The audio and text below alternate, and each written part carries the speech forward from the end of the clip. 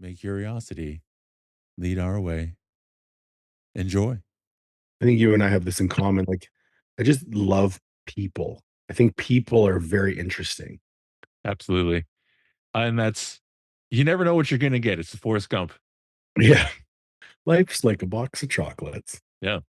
And when we start talking to somebody, you never know one, what they're gonna say or their stories or, Mhm. where have you come from? What has led Absolutely. you here? And yeah, having really no attachment to what they say. It's like, I have no idea. I'm here to fuck shit up. Yeah.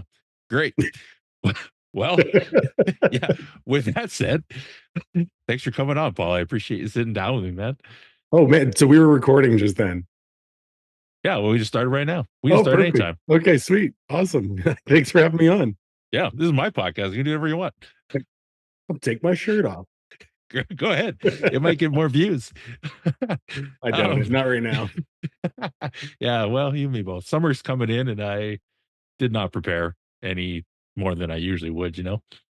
Yeah, we're traveling to Europe in August, but competing in July. So I've been like, oh, I'll just keep my weight up a little bit more. Man, it's hot being 250 pounds in the summer. No shit. Yeah. Yeah. Shirts are sweaty. They're all very baggy because I can't have Mhm. anything clinging to me. Yeah. Yeah. You feel a little confined. Definitely. um, for anyone who doesn't know you, Yeah. how would you describe yourself to a room full of people who don't know you? So I read this question and I was like, I can go a few different ways with this. I would say first and foremost, I'm a husband, I'm an athlete, an educator, I'm a mentor to a lot of people, and I'm someone who lives every day doing things that they love doing. And in this case, it's mentoring, educating, coaching, and helping other people be the best versions of themselves. Well, that leads right into could you talk a bit about the path that kind of led you to where you are today? What For was it, sure. 2015 and 16? I know we worked together in the powerlifting sense, but you've sort of expanded or shifted what you're doing in that way as well. Yeah, the person I was, I find my business has shifted. I mean, almost directly related to my own personal growth. Um, in 2015, 2016, definitely a different person than I am now. Had very little understanding of who I am, what really made me happy. And over the last, I guess that would be 9 years, I have a very deep understanding of what makes me happy and what fills my cup. So I try to prioritize doing those things.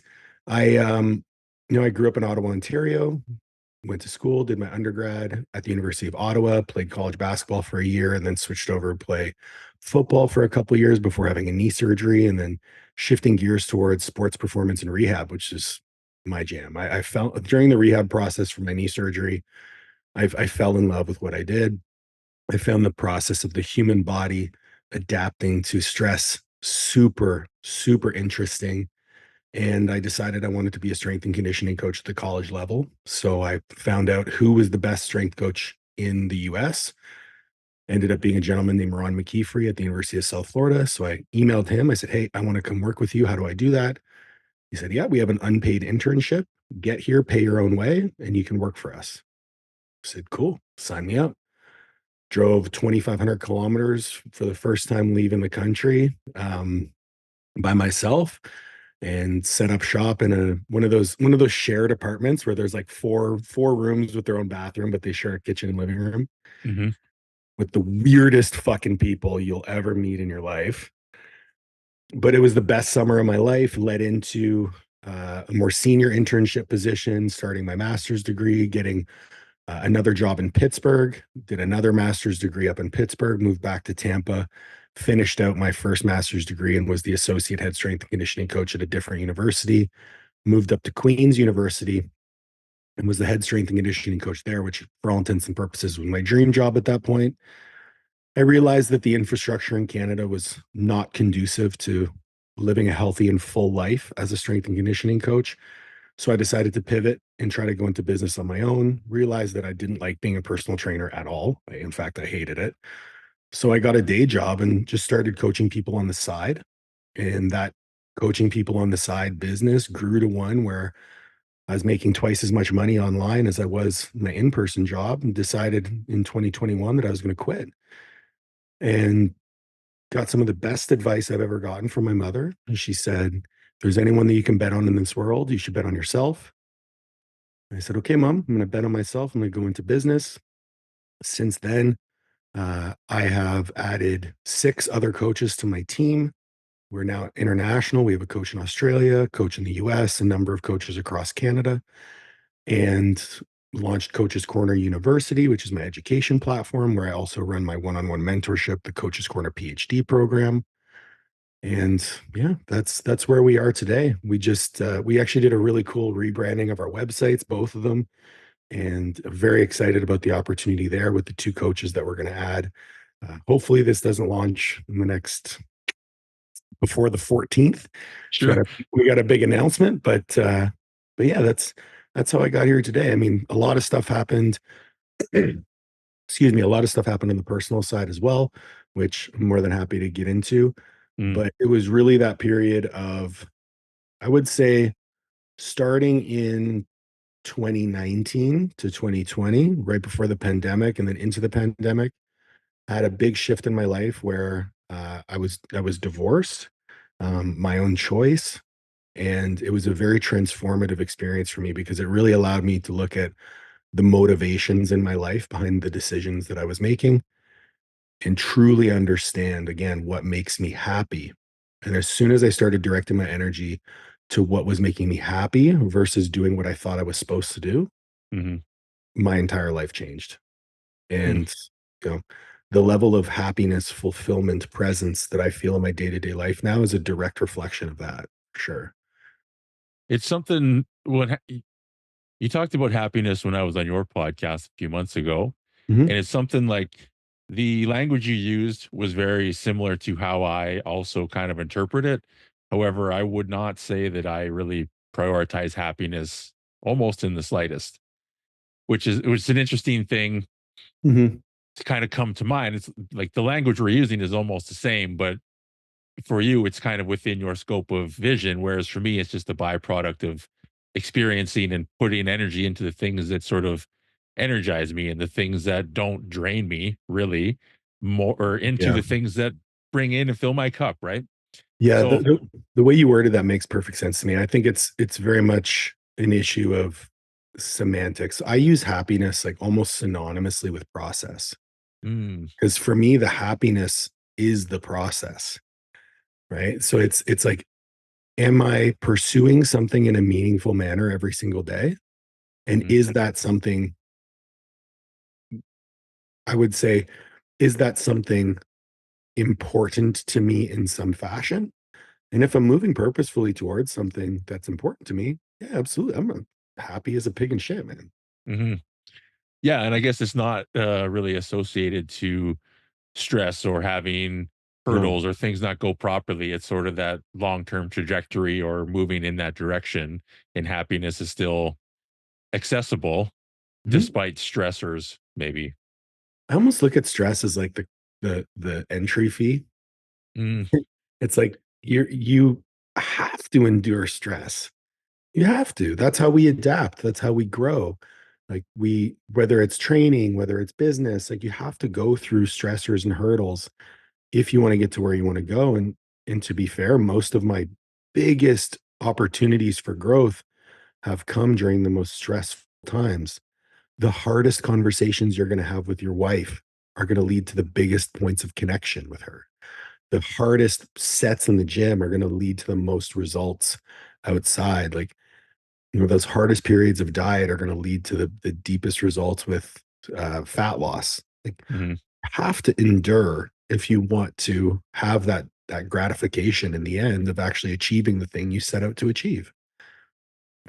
How do you sort of distinguish between what's a necessary stress versus like excessive or say overreaching on a chronic level? You know what I mean? That's It's I think the only way you can know if you're ever overreaching is if you've done it before. mm, And if you've done it many times in many different ways. And I'm very good at overreaching. I've found that red line for myself many times and I've crossed over it many times. I think now, I think now because I have that understanding of how hard I can push and how far I can go, Right. I know how to throttle back. I also have so many things in my life that are phenomenal indicators, or I call them KPIs, like key performance indicators, to let me know if I'm on the right path. And it's very easy for me to realize, like, well, the juice probably isn't worth the squeeze here. I'm going to pivot because if it's something I really want, right? If it's a really meaningful goal to me, I'm going to achieve it. Yeah. I'm Yeah, going to find a absolutely. way. So I might pivot a few times and I might falter a few times, make mistakes. But if it's something I really want, I'm going to go get it. So Yeah. stress, and that red line is just an indicator of like the juice probably isn't worth the squeeze. I got to pivot now. So how do you help people that you like, because you do work with quite a few clients and have obviously over a long period of time. Mhm. Do you find, I guess, question one, that people have a bit of an aversion to that stress, or really having a hard time distinct or determining whether the juice is worth the squeeze, and like how bad do you want your goal? And a lot of the time it seems like it's not that bad, right? The goal's maybe not quite specific enough, or it's maybe just like a bit of a distraction to, well, in my mind, it's with for myself, I think of it as just dopamine. This is access to drugs that aren't going to hurt me, to like keep Mhm. me going here for the next chunk of little while, because like there's some other shit hitting the fan. Yeah, that's an interesting way of looking at it. I think this is a multifactorial issue, but I think the biggest problem with people when they set goals is they don't set goals they actually want. They set goals that they think they should want. Hmm. And when you're in that situation, the incentive to endure goes away really quickly as soon as the novelty of the pursuit wears off. Yeah. And in that, like my job as the coach is to help the person realize, hey, this probably isn't the goal that you're actually looking for. Or maybe it is the goal, but the way that you're framing it is wrong. A perfect example of this is I want to lose 20 pounds. Cool, great goal. If you're overweight and you want to lose 20 pounds, regardless of if you have 20 pounds to lose or if 20 pounds is the number that's realistic, whatever, it's a great starting point. Get to a point where maybe they're down 5 or 6 pounds. They start to have some recidivism on their diet. Maybe they are having trouble adhering to the habits that they adhered to very easily in the beginning. The real reason they wanted to lose 20 pounds probably isn't so that they look better naked. It's probably so that their partner was more attracted to them. It was probably so that they could get on the ground and play with their kids. Right? There was a deeper goal behind the goal. Hmm. And that opportunity there within the coaching process presents itself where we can have a deeper discussion and open up that dialogue as to what's the real goal here. Because the real goal is not to lose 20 pounds. It's something much more meaningful. And as soon as you figure that out, and the goal is now something that they actually want versus something that they think they should want, the adherence becomes much, much easier. Hmm. So that's number one. Number two, I think a lot of us look at life as something that is to be endured rather than something that is to be embraced. It's like, Hmm. I mean, they say life is suffering. It's like, yeah, life is suffering, but you have to find meaning in your suffering. And that's for me where I come to, all right, well, the meaning for me is the journey. And detaching from expectations, that's really allowed me to be present within the process. And then that life satisfaction is almost guaranteed. Right. Yeah. I kind of think of it in terms of like, what the fuck do we know? Right. We have this picture in our minds that it shouldn't be like this or should be easier. And I mean, we talked about it before about Oh, it takes what it takes, but mhm. it's like, we don't know what it's supposed to be like. And so I don't really get why we have these thoughts. I'm like, well, it shouldn't be this hard. And sometimes that's a pretty good indicator we're out of alignment or we're working towards something that's maybe Yeah. not quite right. But like we have, how would we ever know if we've never done something? It's expectations. Yeah. And that's why I've been really kind of on it. on a quest to remove expectations from my life, to the point where like I've said this and I truly believe it. If Liv woke up tomorrow and didn't love me, I would have to accept that, Hmm. because that's her, not me. Right. That doesn't mean I've stopped loving her, but there is no expectation in my life of anything. And in the example that you gave, well, it shouldn't be this hard. Well, that's because you expected it to be easier. So if you go into something with no expectations, only to accept circumstance, that provides you with the one thing in life that cannot be taken away from you, and that's agency. Mm. The ability to make a conscious choice. And whether that's the conscious choice to feel stressed, the conscious choice to, um, make a decision that doesn't align with your goals or with your process. Everything is a conscious choice, which is one of the reasons like I don't really vibe with the Sam Harris's idea that there is no such thing as free will, because my entire ethos is based on my ability to shape the world that I live in through my actions and the consequences of those actions. Mm. And I think, returning back to your goals question, I think many people they are much more comfortable being a victim of circumstance than to accept that they have agency, which is why they fight against the expectations that they previously held. Like, this should be easier. I shouldn't be this stressed. I should have achieved this.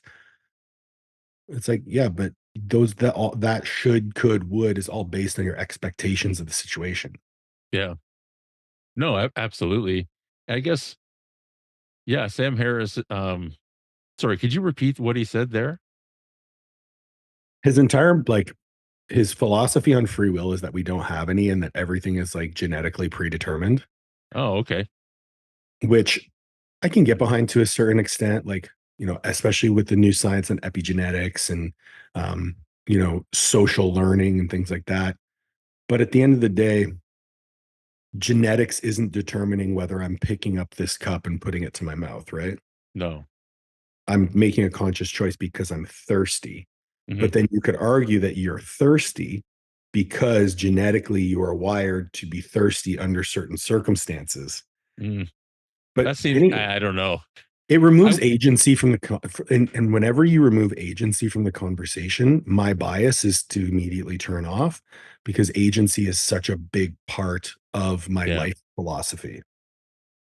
I wonder how that, like, I would think the subconscious plays an equal or greater role than epigenetics or genetics in, my drive to pick up a glass of water at certain times. Like, it's autopilot kicks in more than we think. And it's, to me, His that's how argument we, is that, yeah, his argument though is that the autopilot is genetically predetermined. okay. Yeah. Well, I don't have any amount of education to have a stronger opinion than I feel like I disagree as well.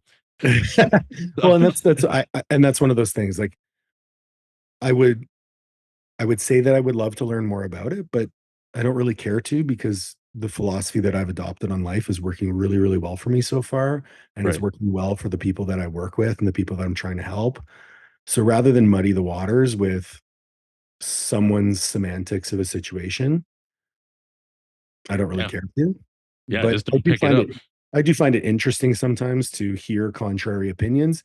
And this applies broadly, because I think exposing yourself to contrary opinions will really spark some serious introspection and potentially help to fortify your own opinions. No, and show you who you are. Yeah, absolutely. Yeah. Yeah. It's honestly, I think it's one of the best ways to access more of ourselves and really, I think I've said this before too, but it's about, for me, there are some aspects of myself that I would like to work on and potentially, grow or change over time. And Hmm. there are other aspects of myself that I don't want to. I like them Right. whether other people do or not. Right. Yeah. And it's just that, no, I'm good. You take it or leave it. And I won't apologize for that, because it's like, it's not about you, it's about me.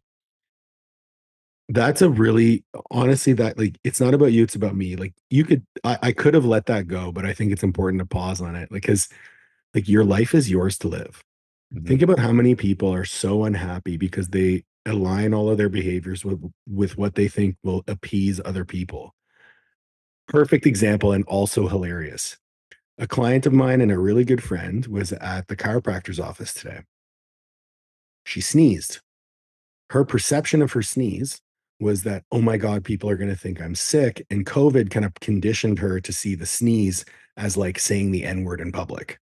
Oh, wow. So she had to sneeze again and decided to try to hold in her sneeze and hurt her neck. Uh-huh. So she actually caused herself harm by trying to appease other people.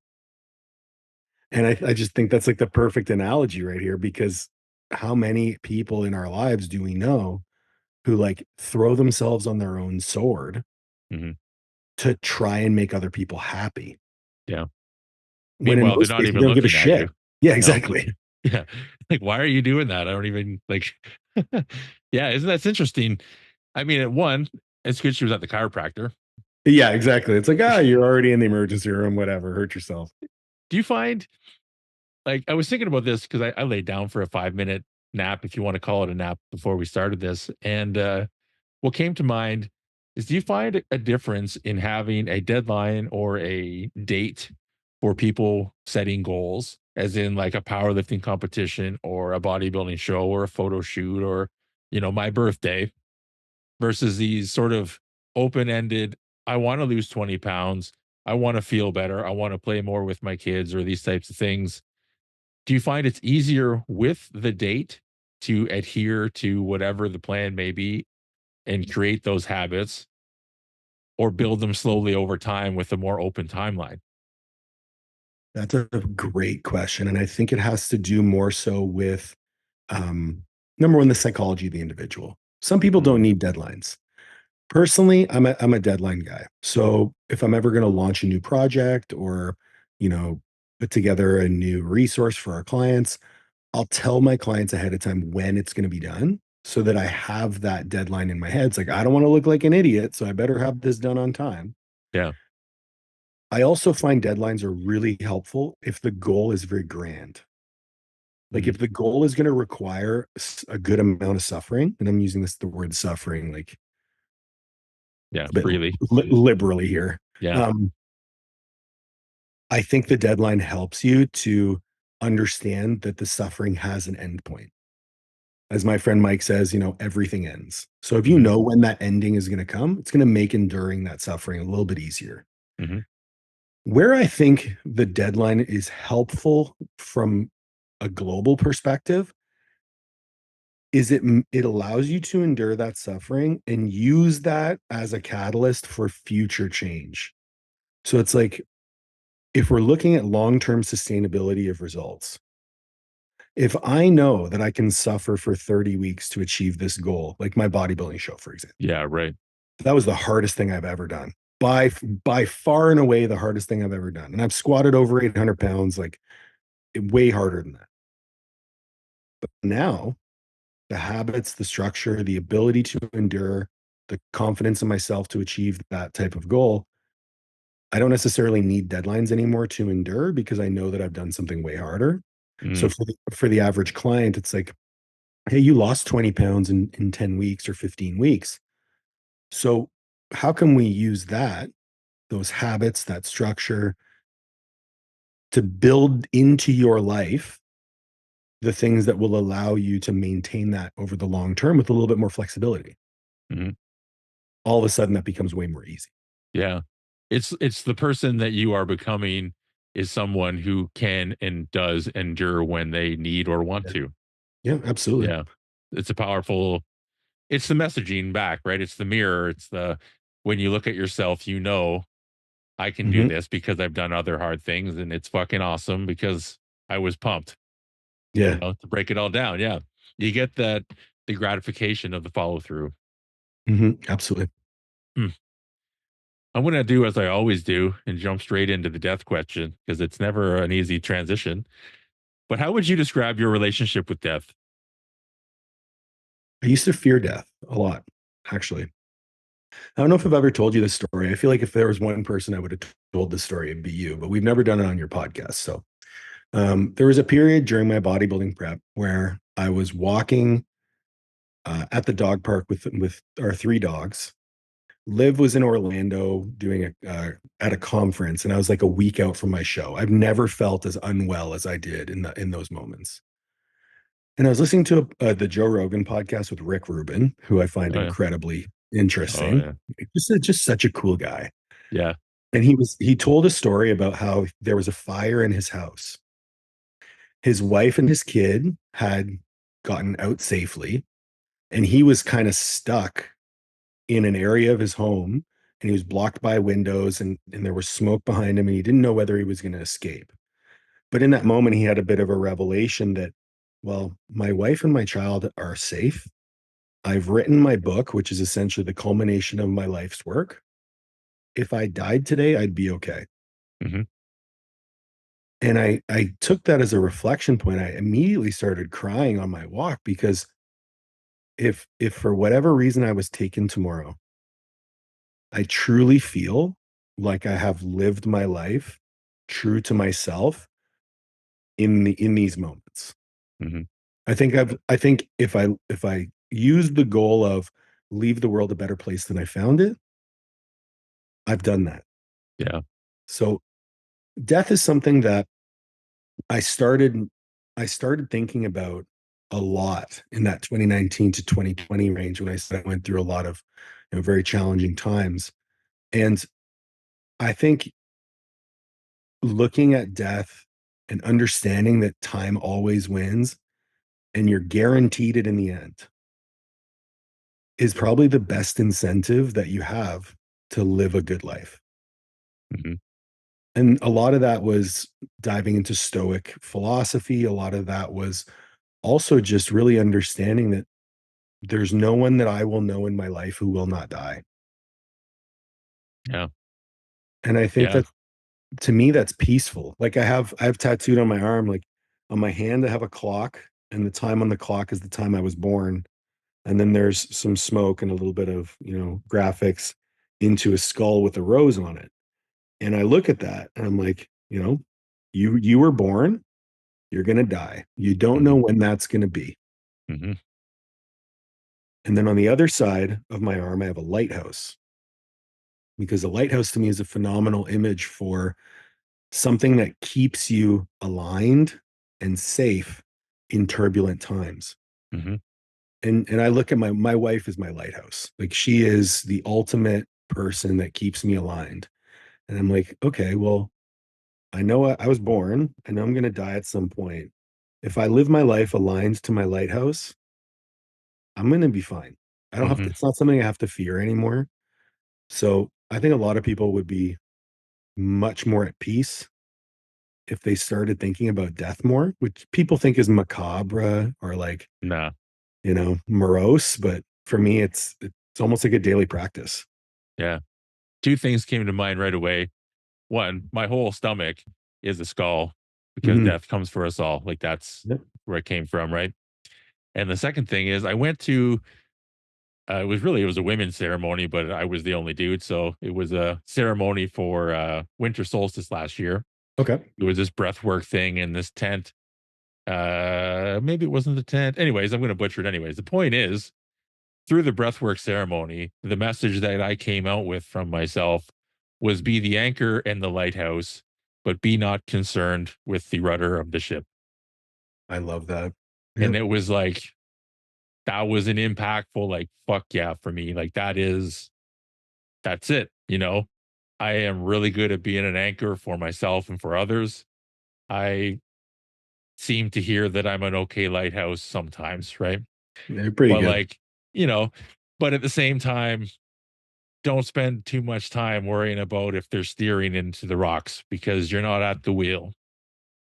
So, Um, I think that's probably the I think that for you and I, that's probably the fork in the road with the philosophy because I don't mind running into the rocks because the mhm, rocks will teach me where the danger is.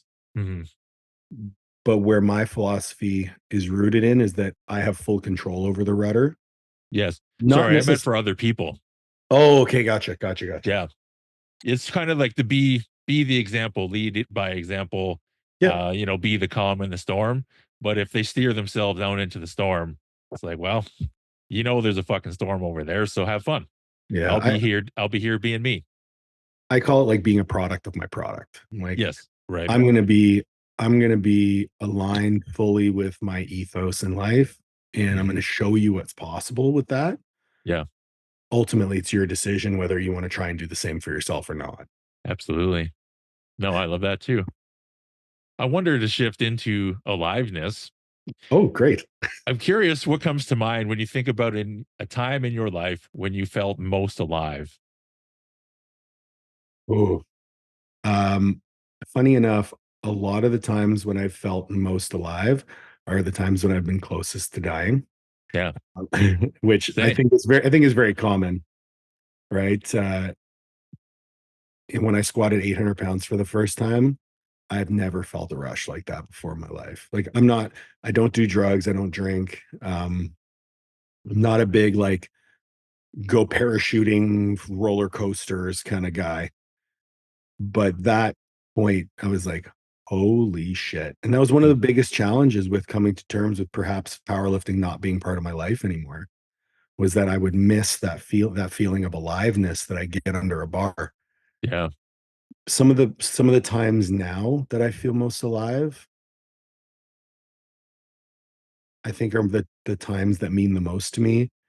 I remember Actually, I remember a year ago today, Liv and I were at the courthouse getting married. Oh, congrats. Oh, thank you. Happy anniversary. Yeah. No, thank you. I remember July 3rd, 2024, standing on the beach, waiting for that first look at our wedding ceremony, turning around and just feeling incredibly grounded, rooted, present in the eye contact of my wife.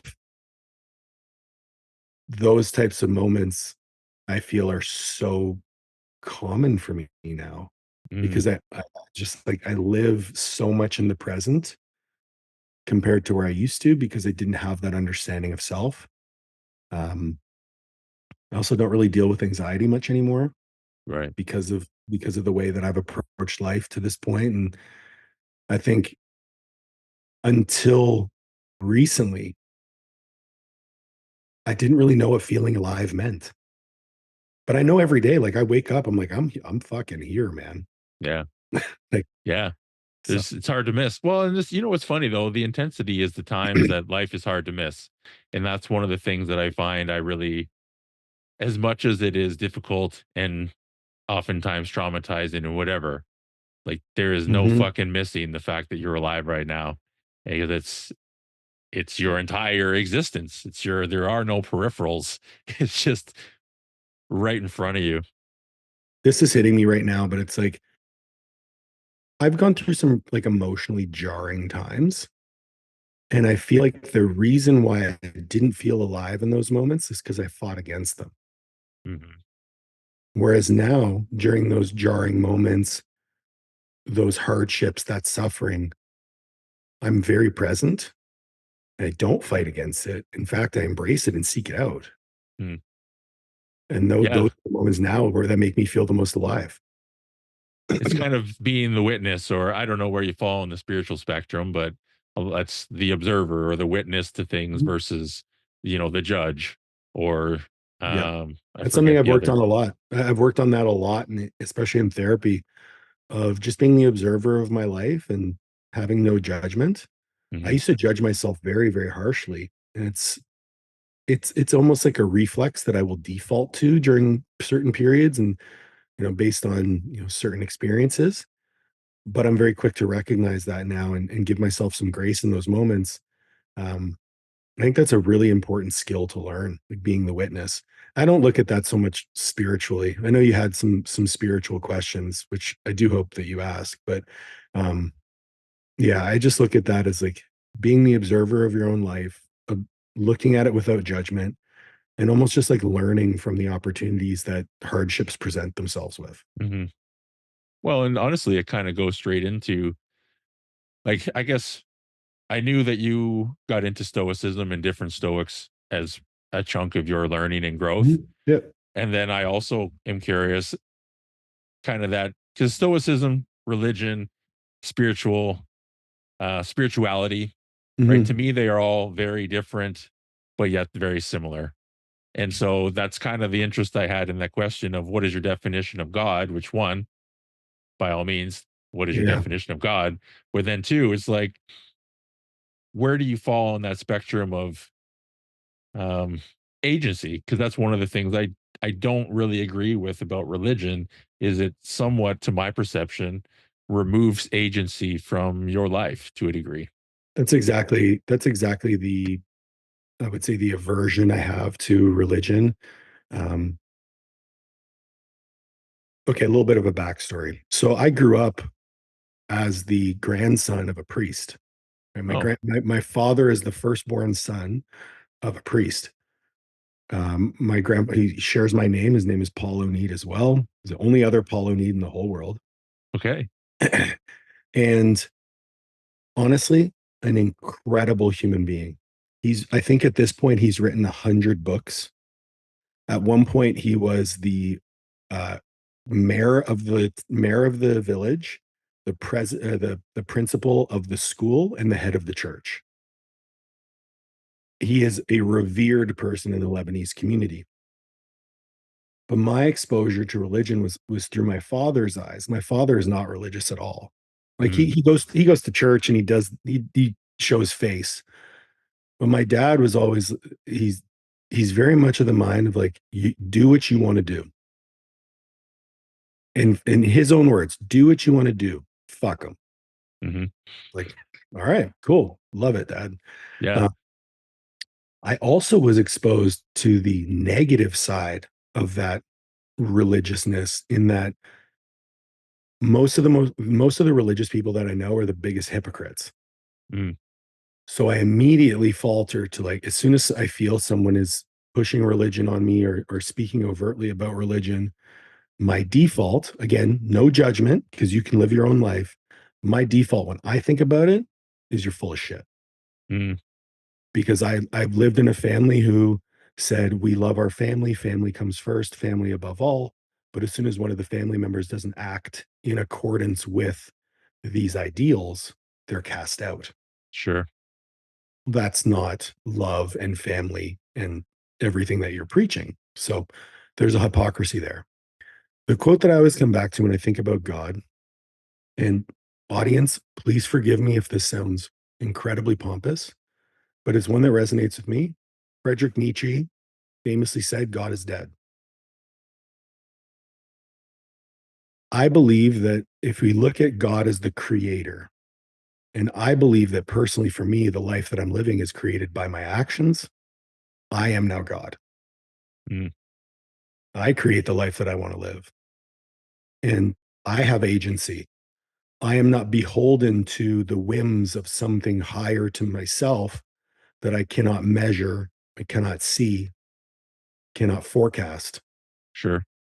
cannot learn from per se, but I can learn from my own agency Right.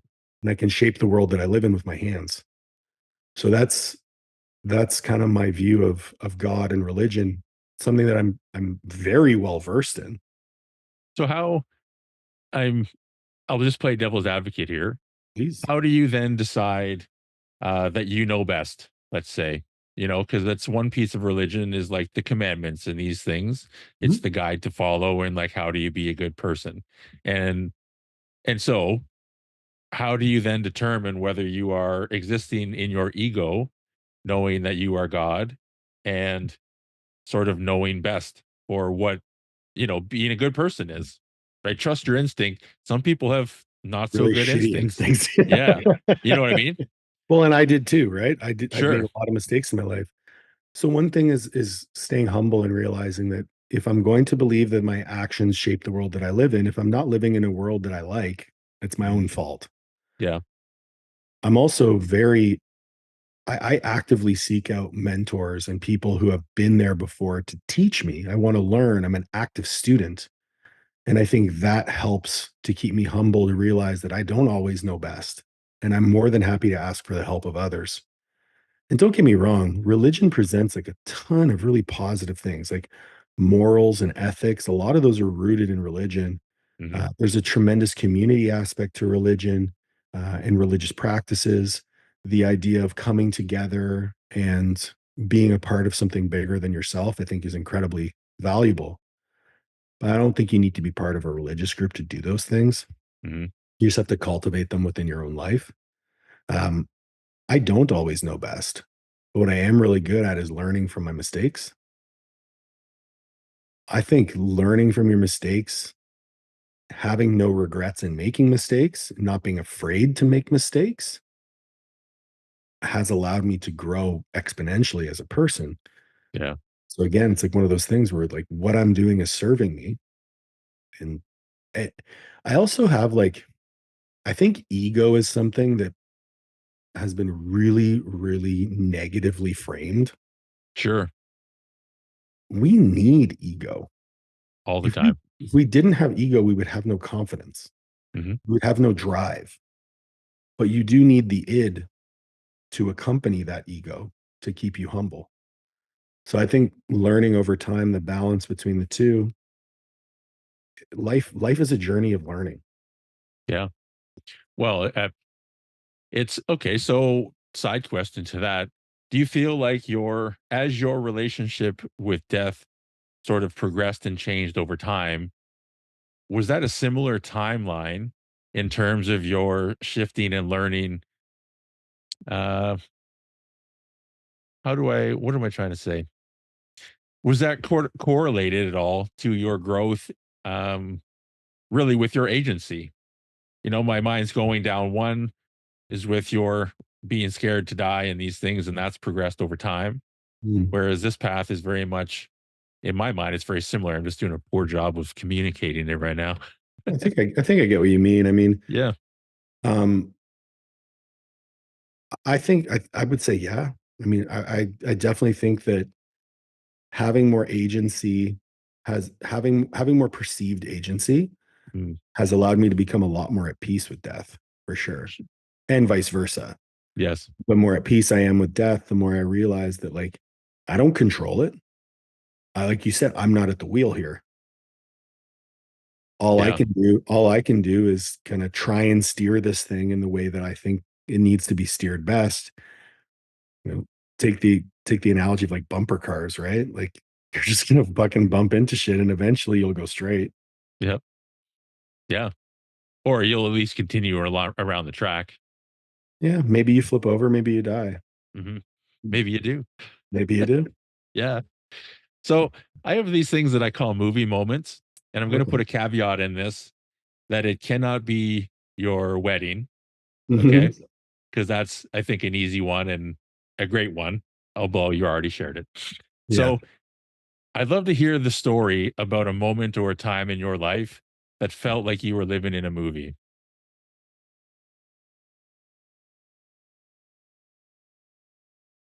Hmm. Okay, I got one. So I've been never a big traveler. My family growing up, we didn't have a ton of money, and we chose things like skiing, having a cottage. We chose those things over traveling. Hmm. The only traveling I really did was grad school when I moved to the US. I've traveled all over the US. In fact, until I moved out to Calgary, I had never been west of Ontario. When I met Liv, I knew traveling was very important to her. And she asked me, she's like, "Hey, is this important to you?" And I said, "Well, not really, because I've never experienced it, but I'm totally open to it." Meanwhile, knowing absolutely nothing about what I was getting myself into, because the world is fucking huge. Yeah, Okay. sure. I remember or the first trip out of the country that we took, or not out of the country, out of North America that I ever took was with Olivia. We went to Panama. And the reason we chose Panama is because it's not really like a big destination for people. It's not very touristy. And she had never been, although she had been to a number of other places in South America. Okay. We took a 3.5 hour bus trip. I say bus, it was like a little van. And it ended up that we were the only two people who booked that tour that day. So it was like the tour guide and us. So very cool. Nice. Yeah.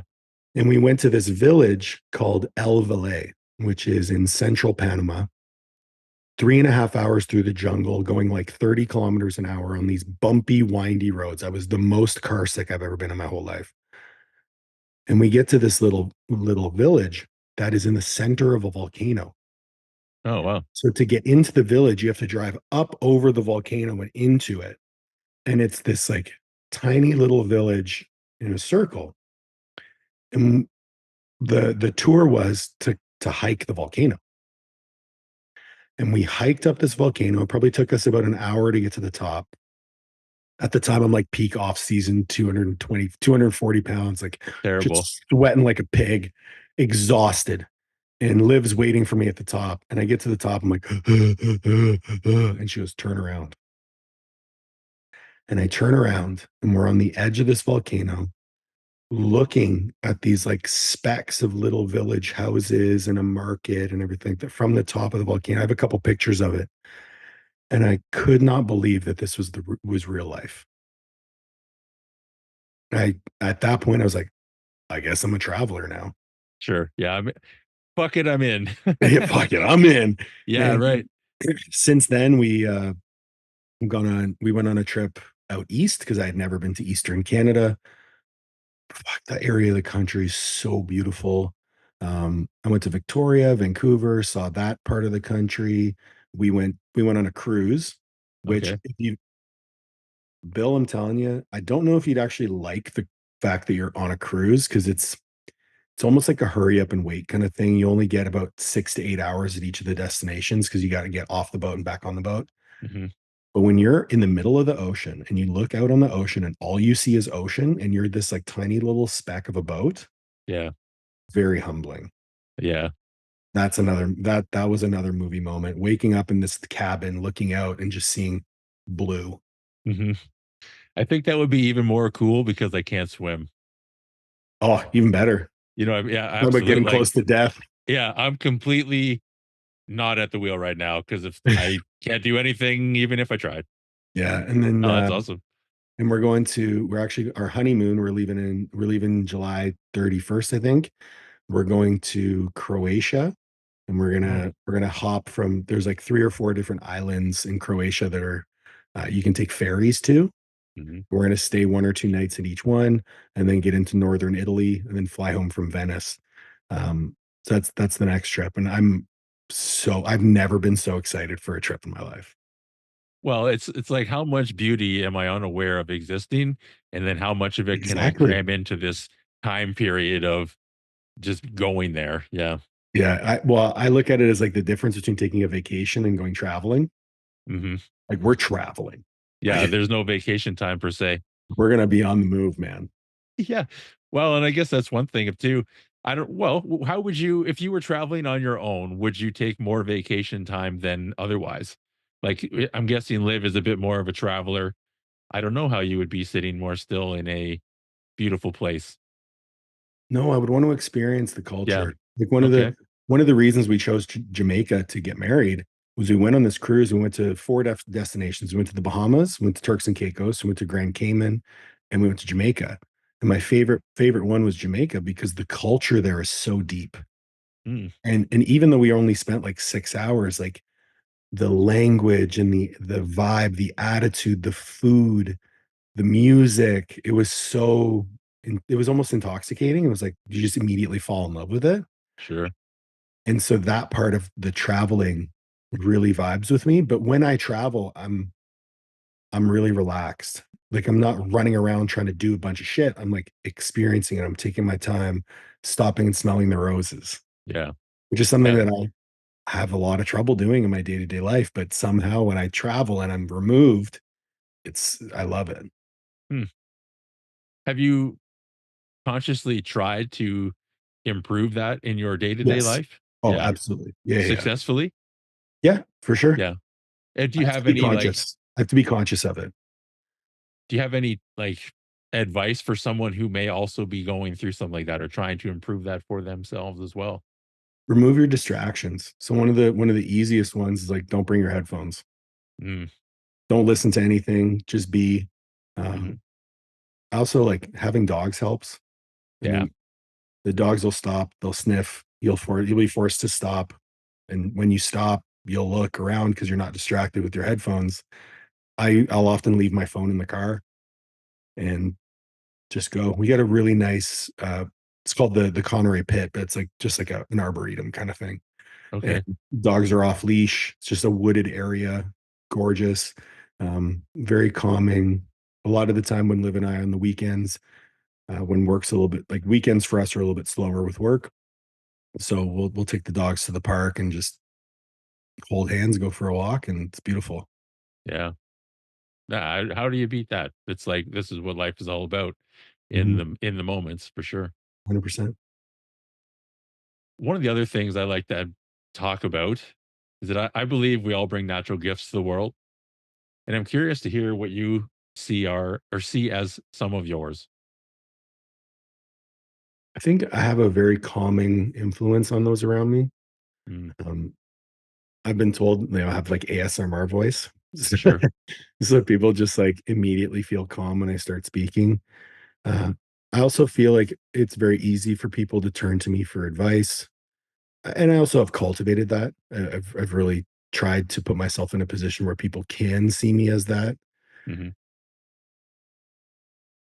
I also think like from a on a practical note, I'm I would consider myself to be very good at distilling complex information to people in a very simple and easy to understand fashion, which has allowed me to have some good success as an educator. I'm also the world's best devil's advocate. Mm, I can find the good in the bad and the bad in the good for almost any situation. And that comes down to why I think I've been so successful in my own life of finding my path. It's because I can look at all the options and do a good job of thinking critically on them. And I sure. think most people do lack that. So I think, yeah, let's go. Those are my gifts. Yeah. I mean, those are, and which both of those are very helpful when you're coaching other people through different Mhm. things. So, Mhm. yeah, it's no wonder that you have found yourself doing what you're doing and where you are now. Yeah. Yeah. And, you know, playing devil's advocate, that also puts me in a very challenging position personally. Mm, Okay. Because it is very challenging to have relationships in my life with people who are, I mean, again, this is going to sound like I'm a bit of an elitist prick, who are on the same level as me. Most of the relationships that I have in my life, especially with men, I'm the big brother. sure. I'm the father figure. I don't really have many of those in my life where I can look to other people for advice. I can think on like on two fingers the number of friends I have in that role. Sure. So it becomes a bit of a lonely place. Mm, And I'm trying. I'm like, this is one of the things that I'm working on in therapy, and it's one of my homework items from my therapist is like, make more friends. right. Try to find people in your life who are on a similar path to you and doing the same things as you from a personal development standpoint, and try to befriend those people. Do you find like that you're drawn to people with certain types of energies or that Yeah. certain personalities are then drawn to you, whether, they're the ones that you particularly align with or not? Oh, for sure. Yeah. I definitely align with a certain type of individual. And one of the things I value the most about my relationship with my wife is how calm she is. She's just a generally very calm person. She doesn't get flustered easily, and she's a phenomenal sounding board. Mm, I'm also drawn to people who are incredibly driven. Like I'm so fascinated with people who are driven to achieve more. I find it like incredibly uplifting. Like, my buddy Nick, he owns a gym here in the city, incredibly successful individual, but he's always looking for that next level way to help others, next level way to elevate himself. And he's been my friend for almost 20 years. So the fact that, he's one of those people in my life who I can look to is really something that I cherish. mhm. Um, But in terms of the people that are attracted to me, I think you get what you give, right? So if I'm putting out this energy into the world, I've been very fortunate. I don't have any clients on my roster that I don't like coaching. I don't have any mentees in my mentorship program that I don't love hopping on a call with. Hmm. That's also something that I've cultivated. And Yeah. it's one of the things that I harp on big time, especially in a business perspective and client acquisition. You need to stop trying to appeal to everybody and go after the people that you actually want. Learn how to talk to them, learn how to solve those people's problems. Because if you keep working with people who aren't aligned with you, your business, you're number one, you're not going to keep those clients for a long time. Number two, you're not going to enjoy the work that you're doing. And number three, you're not going to be able to build a business. Hmm. Yeah, none of those things are great. No, no, definitely not. Not when you're trying to run a business anyway. Yeah. Do you have a favorite creative outlet? I've actually been trying to find one. Okay. You don't consider writing because you do a lot. I do a lot of writing. Yeah. Yeah. Um, I try to write every single day, at least a little Mhm. bit, but my writing's more so educational. Sure. I have found it a little bit fun to try and put my personality into it because I am like as serious as I've been on this podcast. I'm a pretty playful guy. I love to joke around. I love comedy. My wife would consider me not funny, but I think I'm hilarious. Yeah. I think that's That's the in way it most goes. relationships. Yeah. Yeah. Sure. She laughs at me, not with me. Right. And you Um, also laugh both with and at. exactly. Yeah. Exactly. Um, so writing would be one, I think. Uh, I used to draw. I used to do like cartoons, like when I was really young. Sure. I tried getting back into it, but I was terrible at it. And during when I actually took the time to start doing it again, I wasn't in a headspace to be creative. Sure. I think to be the most creative that you can be, you have to be parasympathetic. You can't be aroused like cognitively. You have to be calm. Hmm. And it's very challenging for me to get into that headspace. And even for writing, the only time I really write is first thing in the morning when I wake up. Yeah.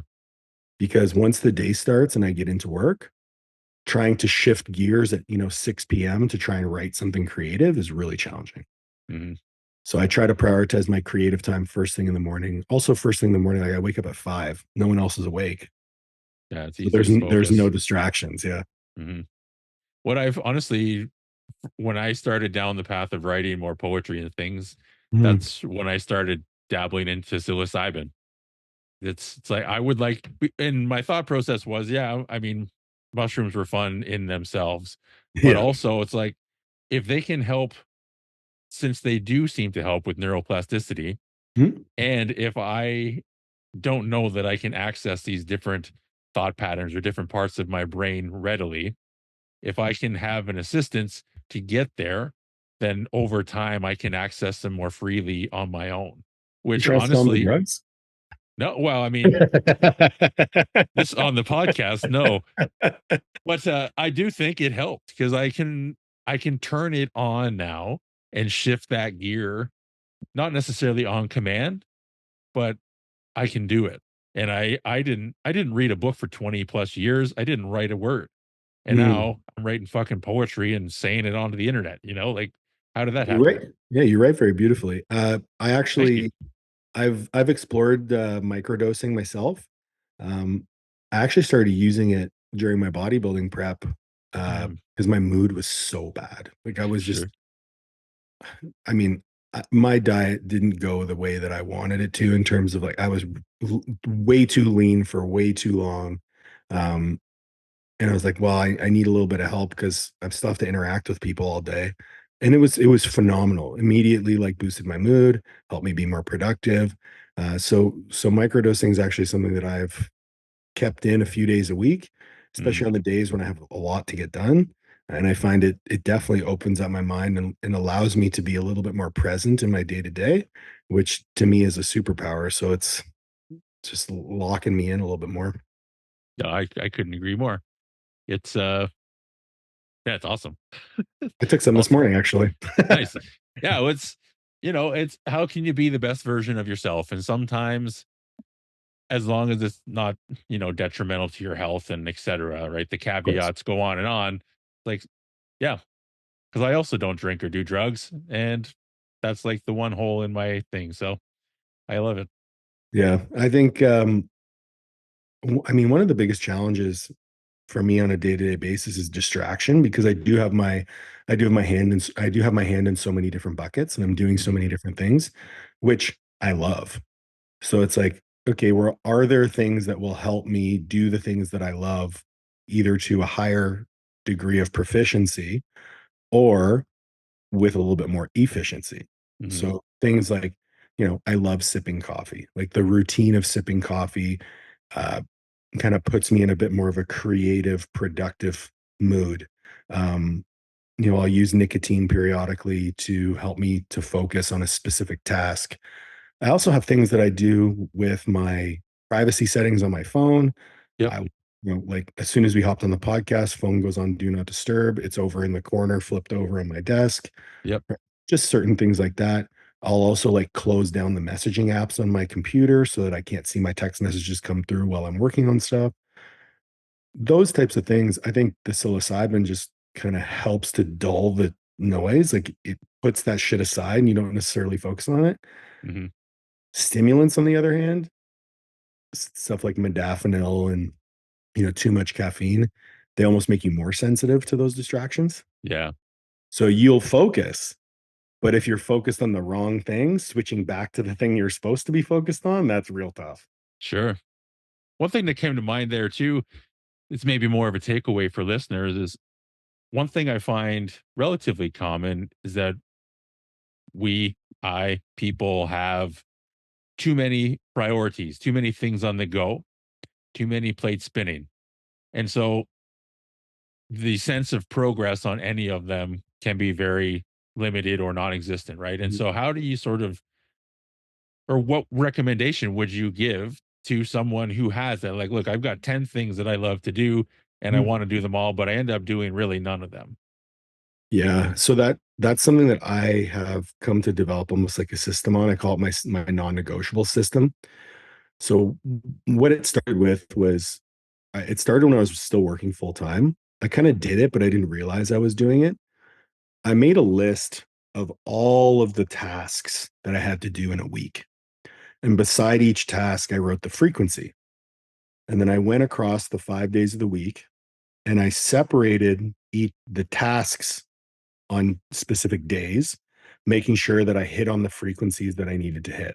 So, Hmm. for example, I need to do 2 blog posts a week. I need to do 5 days of video reviews for my clients.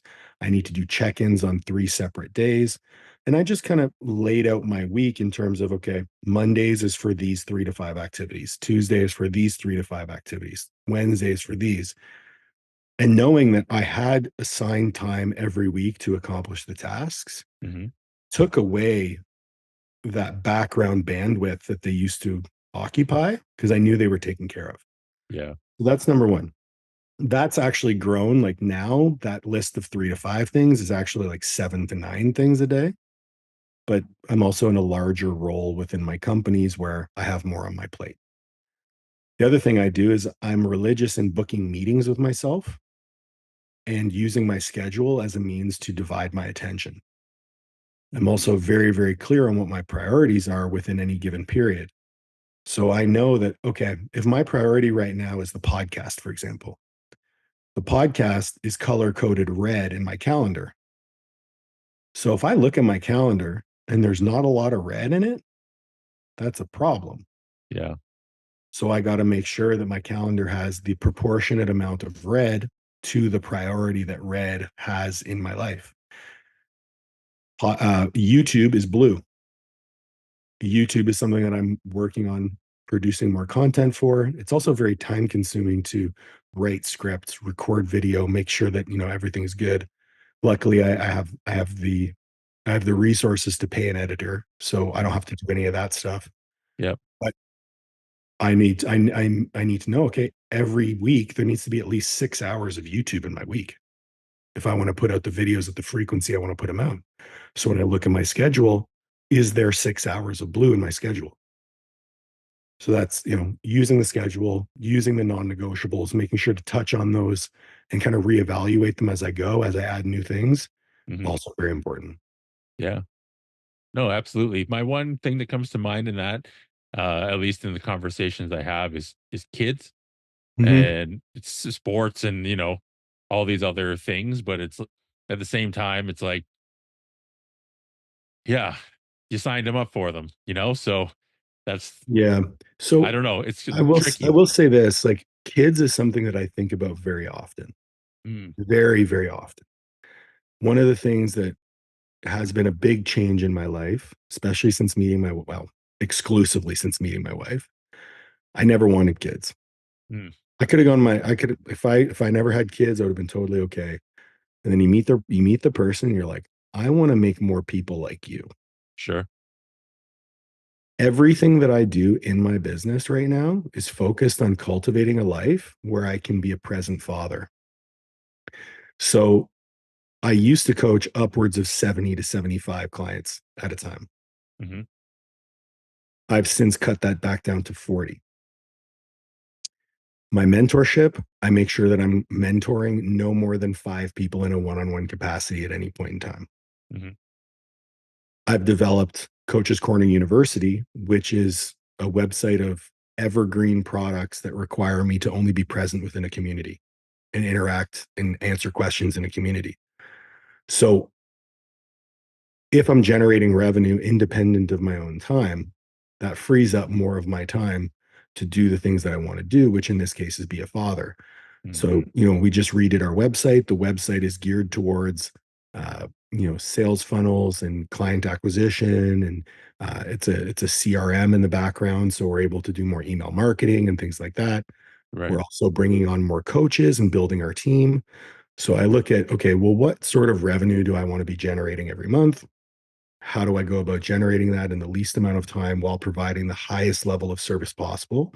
Because for me, that's a non-negotiable.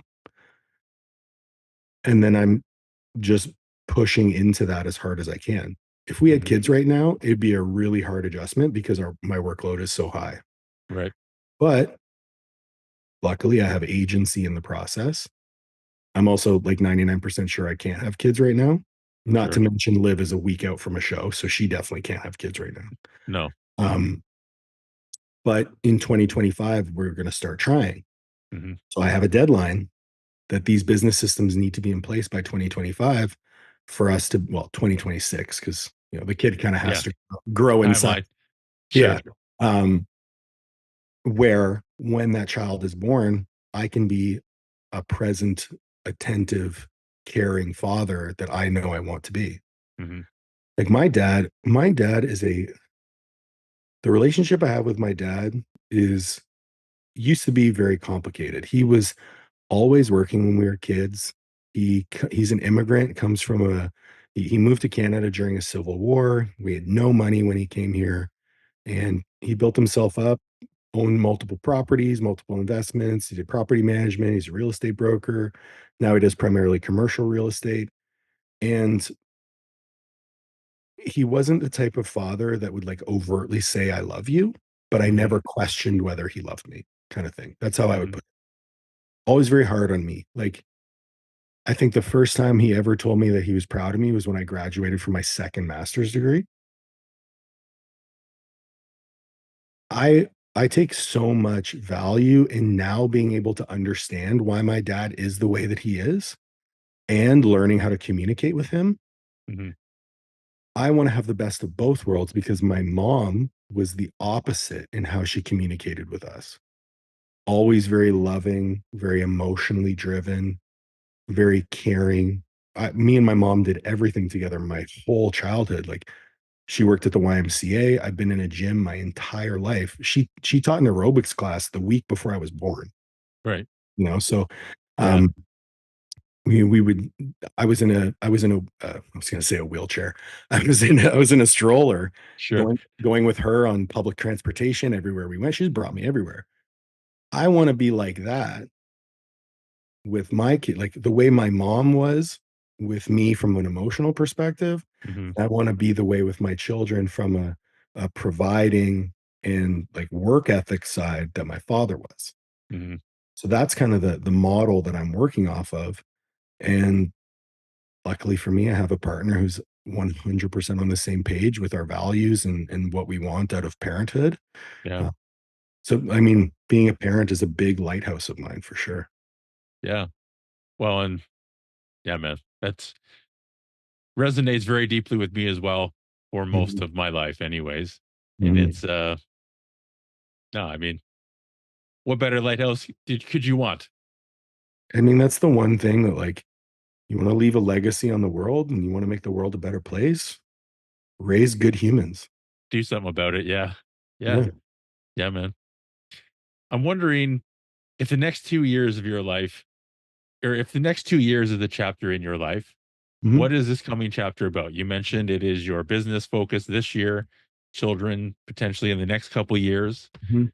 Is that kind of the all-encompassing Paul Oneid for 2020s, really? Because once the kids happen, that's really, Yeah, I mean, the tail end of the 2020s is gonna be fatherhood for sure. yeah. My theme for this year was implementation, Mhm. because we did put in a whole new amount of systems, and I have a phenomenal infrastructure for growth, but I'd never really leveraged it to the degree that I felt that I could. Mhm. So this year is all about implementation. Next year is going to be, I know for a fact, is going to be a year of exponential growth and change for our business. Uh, Liv has taken a much more active role from a leadership perspective within the business, especially with our coaches, and the idea of adding more coaches to the team and building up, a team of people who are like-minded, driven, service-oriented people. So 2025 is probably going to be a year of massive growth and expansion for Master Athletic Performance and Coaches Corner University. Um, but I'm still pursuing that personal growth, man. Like Mhm. 2020, 2023, 2024 is also a period where I kind of lost my identity as an athlete and regained it. Mhm. Had to have that conversation with myself last year of I I stopped powerlifting because I was in too much pain to train the way I wanted to, and training was really important to me. So it's like, okay, well, how can I continue to train really hard and still pursue a goal? So I tried bodybuilding and I loved it. It was a phenomenal experience. But I approached Danny, my coach, and I was like, you think we can get me back on the platform? And her honest words, she's like, I don't know, but we can try. Mhm. So we gave it a try for about 4 or 5 months. My pain skyrocketed. I just couldn't tolerate any sort of heavy axial loading on my hip and knee. And so we pivoted back to bodybuilding, made a number of changes. A lot of those changes were between my own ears, Mhm. and I kind of relinquished control to her to a much larger degree, which is hard to do as a coach, especially one like myself who's been doing this for 20 years. Mhm. But it was the best decision I ever made. So we pivoted. So we did 4 months of powerlifting, 4 or 5 months of powerlifting, pivoted back to bodybuilding for another 6 months. And then I said, I think I'm ready to give this another shot and see if we can do it. Lo and behold, I'm pretty sure I'm the strongest I've ever been in my whole life. I'm Mhm. in the least amount of pain I've ever been while being strong. And I'm looking to get back on the platform in 6 weeks. Nice. And I know this first meet is just going to be to shake the rust off. I have no expectations of any sort of performance. I want to go 9 for 9 and I want to have a lot of fun. Yeah. That's all I care about. I don't care what the numbers are. But end of 2025 in December, I'm going to put that athlete hat back on and I'm going to try and take Jeremy's squat record, which is it's Wow. currently stands at 821. Um, Emmett Sapir squat at 826, but it was really, really high. So I don't even count that. Right. And Jeremy's also Isn't someone I respect to the highest degree. and it's So 220? that'll be a 242. I'm fucking big right 242. now, man. Yeah. I weighed 251 this morning. Um, I could get to 220, but it'd be Yeah. real rough, Yeah. especially knowing that my like stage weight in bodybuilding was 227. So Yeah. Yeah. I could get there, but it would be real rough. Um, so I'm gonna set my sights on the 242 record, which he holds as well. I think he set it at 826. Sure. Kurt Karwoski also squatted 832 at 242. So if I could squat 832, 836, and somewhere in that range in a monolift. Yeah. Uh, that's the goal in December, and hopefully total over 2,000 pounds for the first time. I got very close in 2016. I told 1960 at 242. Hmm. But the meat vehicle I'm driving right now, I feel like is a lot more capable. Sure. So we'll see what we No. can do. Well, and Jeremy, you can't get a better guy than Jeremy. So, especially in the powerlifting world, he's just anyway. Shout out to him and what he's done. I wish I spoke to him recently because he did Dave Tate's podcast. Oh, nice. I don't know if dude, listen to that podcast because Okay. it's the most Jeremy podcast you could ever listen to. He's so fucking funny. But I think the younger generation who missed out on his lifting Yeah. really, really missed out on seeing someone who is so process oriented. And once he stopped powerlifting, he stopped everything related to powerlifting because he's not on social media. Yeah. So I think the younger generation really missed a good one and learning from him. Um, I'm actually going to have him on my podcast because I just think he needs more platforms to speak. Yeah. Well, I was literally just thinking I'll reach out to him too because I don't know Jeremy much, but I've run into him a few times over the years, and he's just yeah, he's got a great energy, very quiet, and Yep. just like you know that he knows what the fuck is going on, and that's Oh something. yeah. It's like okay, He's okay, also, dude, listen, people don't fucking understand how truly strong some of these guys from like my generation are. hmm Like Dan Green squatted 727 for 5 on a safety bar. yeah, Like, I it, don't think people realize how no, fucking insane that is. Or Jeremy front squatting 600 for 6. yeah. Like, does that compute in your brain? The That answer it doesn't because there's no point of reference. It cannot compute. none, No, none. not at all. Like and Dan's legs though are literally like Dan's built, incomprehensibly big around. Dan's built like the world's tallest midget. Yeah. Yeah. And like, oh man, shout out to all those guys, man. Yep. That's one of the things I do miss about powerlifting myself is just witnessing insane shit like that. I still remember Jimmy Paquette squatting 827, I think it was in Montreal, Yep. and he never competed in powerlifting before. He's a strongman. Yep. Like just this young kid, 26 or 7 years old or something, walks in like, what the fuck, man? Yeah. Stupid strong. Awesome. Yeah. Deadlifted Oh, over 800. Yep. yeah, or maybe that's just deadlift I'm thinking of 820 something. Anyways, and I judge that meet. So just like right up close, this is insane. Yep. And the energy is so to access, go back to full circle to your powerlifting thing that how it feels to compete and succeed on the platform. One access point for me after I quit powerlifting was judging. 'Cause I didn't Yeah. do it myself, but I got to share the experience. Yeah, for sure. Yeah, man. And also volunteer. That's the other thing that's kind of fun too. But in any For case, sure. For sure. um, yeah. What projects? Anything you want to direct people to? How do people best get a hold of you? Yeah. So, I mean, if you are interested, if you're a trainer or coach and you're interested in continuing education, Coaches Corner University, www.coachescorneru.com. Mhm. We have our membership site, which is, I actually just changed the framework. So it's lifetime access for $349. If you listen to the podcast and you use code Beefcake300, I will give you $300 off of that membership fee. Well, So there's over 150 hours of continuing education lectures on the site right now, and it's growing every month. You get lifetime access to any new information, all the current information, and any new information that gets uploaded, you'll get access to. We also have two, or right now we actually have, we're launching our third within the next few weeks. Um, Continuing education courses. So we have one on basic nutrition and training that's accredited through the NSCA and NASM for continuing education credits. We also have our online coaching, essentials of online coaching. So if you're looking to start an online business and coach online, it's also accredited. And then we have our female health and performance enhancement course that Darian Bates put together. That's going to be launching in the next couple of weeks. mm, All of which, you get access to our study hall as well, the community that we have over at Coaches Corner U.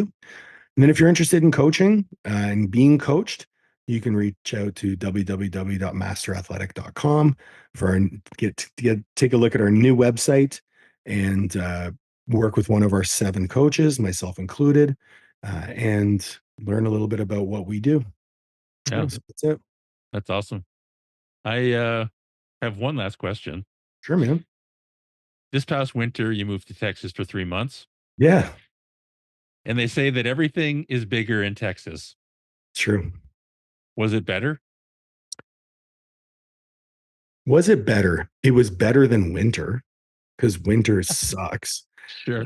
We had a really good time. We picked the perfect spot. It was a quiet suburb, actually in between Houston and Galveston. We are two Mhm. blocks from the water, so we got to walk by the ocean every single day. Breathe in the ocean air. Everything in Texas is very far away. Like Mhm.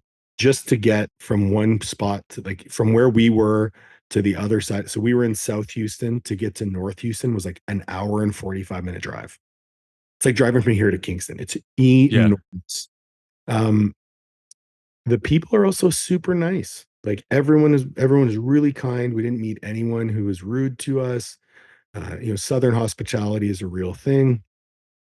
I missed being close to my family. It was a Yeah. challenge. Also being somewhere where like we didn't know anyone in Houston. So it was just like Liv and I for 3 months, one car. And it was a great opportunity for us to connect on a really deep level. And we had a great time. Like we started every day together, we finished every day together, and it was amazing. So I valued that experience to a large degree. We are actually in the process of arranging to move to the US. Mm. Uh, with the recent changes that the government's making, especially to the tax code and censorship laws, it's making Yeah. running an online business is becoming more and more challenging. So the opportunities available to us in the US are just much greater. We're looking to move to the North Carolina, South Carolina area, somewhere in there, either like Mhm. Raleigh, Charlotte are the 2 destinations we're looking at. And the main reason there is because they're both a very short flight from Canada. And Mhm. if we're going to start a family, we want to be able to make sure that we can have our parents visit often. Yeah, absolutely. Yeah. No, that's awesome, man. I appreciate you sitting down and taking the time to come on, man. It's yeah, It was my absolute pleasure, man. You're someone who I absolutely value all of our conversations. I always come away with some really good introspection points from our conversations. And I'm glad that you're putting more content out there and you're putting yourself out into the world so that your message can be heard. I think it's a very valuable one. I appreciate that, man. It's yeah, consistency is the thing that I am working towards improving upon in terms of Mhm. the output. Uh, well, then in my own health, like, anyways, there's a lot of stuff going on in the Of background course. right now Yeah. too. But it's a conscious effort, and I appreciate what would you call that? The encouragement, let's say. There you go. So Perfect. yeah, I'm man. glad. Thanks for taking the time. My pleasure. Thanks for having me on.